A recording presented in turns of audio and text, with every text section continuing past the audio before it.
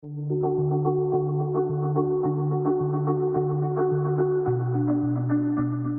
up everyone, it's Katie bringing you another episode of AFI's DIYs. Today I'll be showing you a cute and fragrant product, scented packets. This product is super portable and can be used in a variety of different places from your car to your closet. This product would be a great addition to your product line because they're so cheap to make. What you need to make these are a bowl, a stirring device, a measuring cup, and little baggies like these. You can choose any size you want. As far as ingredients go, this product is very simple. It's just 99% or 3 cups of Epsom salt and 1% or 7 milliliters of fragrance. For an upgraded product, you can add dried pieces of lavender. There are thousands of fragrances to choose from at AFI. Today I'll be using Sage. It's a classic smell that is sure to freshen up any space. First, take your 99% or 3 cups Epsom salt and pour it into a bowl. Now add your 1% or 7 milliliters of fragrance.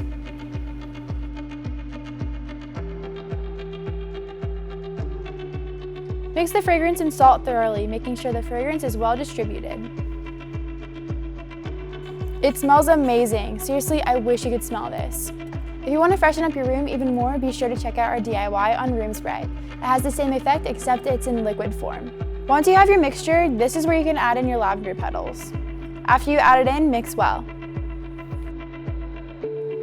Now, all that's left to do is transfer your mixture into your little baggies. We're using a measuring cup for an easier pour. Look how cute they turned out. It's a super stylish way to freshen up your air. As I've said before, this product is very economical.